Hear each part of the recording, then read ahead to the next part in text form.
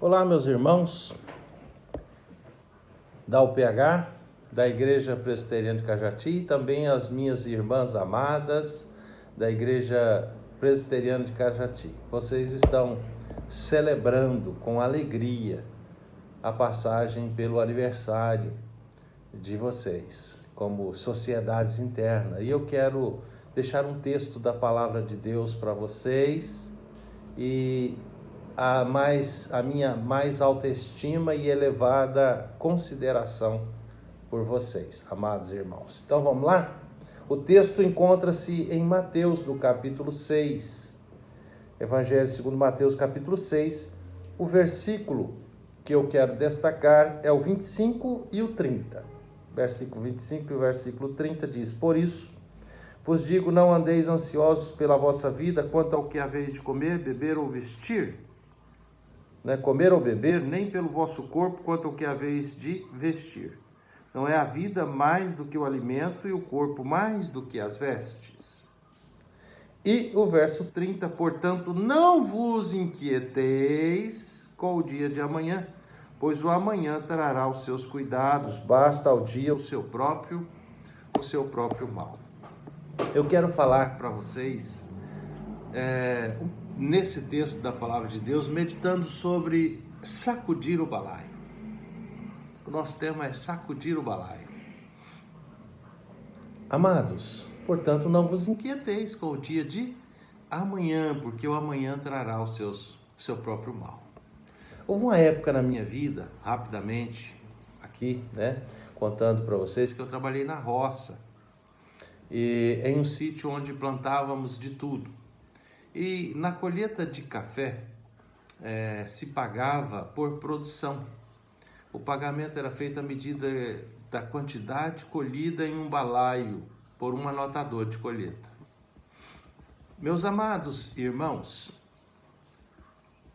o trabalhador, ele receberia a sua paga pela quantidade de balaios de café que ele colheu durante o dia do seu trabalho. O trabalho, então, consistia em colher café. E o dono da lavoura fazia a medição do café colhido no final do dia, pois o pagamento era feito por produção. E dessa forma, então, para que a medida fosse exata, após despejar o café em um balaio, esse balaio era feito de bambu, taquara, ele tinha uma capacidade para 50 litros de café, 50 quilos de café. E então, depois que ele estava cheio, o dono ou o medidor dava uma sacudida no balaio.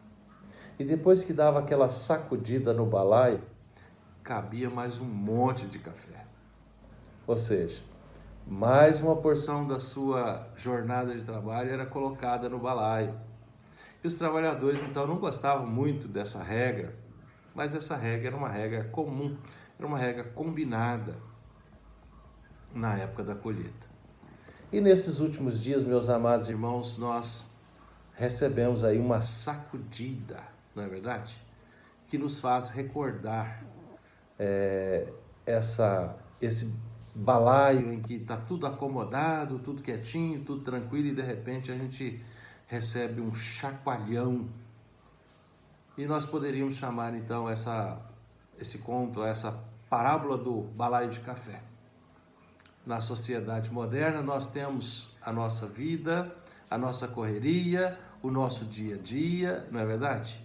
O nosso estresse, a falta de tempo, poucas horas de sono, não temos tempo para os filhos, não temos tempo para o marido, não temos tempo para a esposa, a falta de uma boa conversa, não é verdade? Durante algumas horas com algumas pessoas que nós amamos, ou jantar, não é verdade? E muitos de nós fomos deixando ao longo dos anos todas essas coisas boas de lado e ficamos doentes às vezes. E quando nós vamos no médico, a primeira coisa que o médico diz é: você precisa desacelerar. Você precisa deixar de fazer algumas coisas. o que vem logo na nossa mente? Se for assim, vou sacrificar o meu trabalho na SAF. Vou sacrificar o meu trabalho na UPH. Para o próximo ano, vou descansar. Estou muito sobrecarregado. Não é verdade?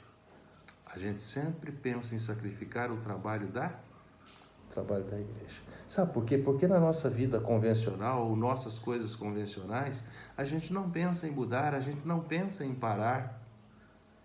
A gente não pensa em deixar, como parar, como deixar de fazer, como deixar de ir à escola, como deixar de trabalhar para sustentar minha casa, para dar uma boa escola para os meus filhos, como? Não é verdade? Então, meus irmãos, agora, de um dia para o outro, nós fomos obrigados a parar, a ficar em casa. Não é verdade? Não tem mais o que fazer. Aquela ideia de não tem como parar, parou. Continuar a velha correria agora não é mais uma opção. Não temos escolha. Temos que parar, temos que ficar em casa. Aqueles que queriam sacrificar os trabalhos do Senhor perceberam que o trabalho do Senhor não pode ser sacrificado. E sim, nós podemos sacrificar qualquer outra coisa na nossa vida, menos o trabalho do Senhor. Então nós levantemos de manhã e agora nós podemos cuidar dos filhos, nós podemos cuidar dos cônjuges, nós podemos cuidar das nossas coisas cotidianas sem pressa.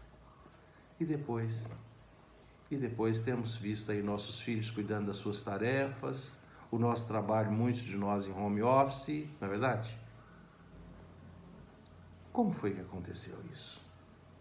E nós conseguimos agora ter tempo. Aconteceu que de repente essa pandemia sacudiu o nosso balaio. Não é verdade? E então percebemos que na realidade havia espaço em nossas vidas para muitas outras coisas.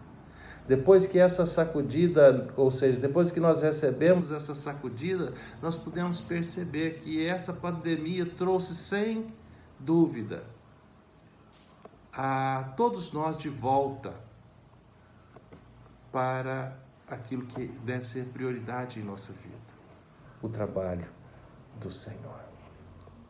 O trabalho do Senhor. Em meio a muitas dificuldades, nós estamos aprendendo. Em meio a muitas tribulações, que nós nos tornamos mais solidários, nós nos tornamos mais humanos. Agora nós não queremos mais parar.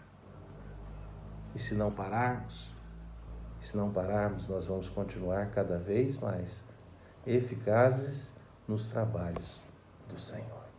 Meus amados irmãos, esse evento de aniversário deve trazer a lume aos corações de vocês o desejo ardente de poderem continuar o trabalho do Senhor nessa cidade, nesta igreja. Aproveite, meus amados irmãos e irmãs da SAF, da UPH, esse tempo de desaceleração para vocês meditarem e reconsiderarem em oração se a vida que vocês têm vivido é realmente a vida que Deus planejou para vocês. Não é verdade? Que esse tempo ensine a cada um de vocês a viver a vida de vocês em abundância. Em abundância.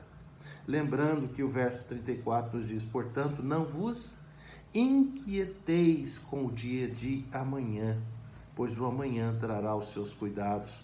Basta ao dia o seu próprio mal. Amados e amadas, entregue a vida de vocês nas mãos de Deus para que Deus possa continuar usando vocês na obra e no trabalho dele para a honra e glória dele. Não desista. Cada vez que você sentir o desejo de desistir, Deus vai sacudir o balaio e vai caber mais para a glória dele. Deus abençoe a todos vocês por esse aniversário Parabéns para a igreja, parabéns para o reverendo, parabéns para a liderança dessa amada igreja. Deus muito os abençoe. E que, agora, neste momento, a graça do Senhor Jesus e o amor de Deus, o nosso Pai, e a consolação do Espírito Santo sejam com vocês, amados irmãos e irmãs da Igreja de Cajati, hoje e para sempre. Amém. Deus abençoe.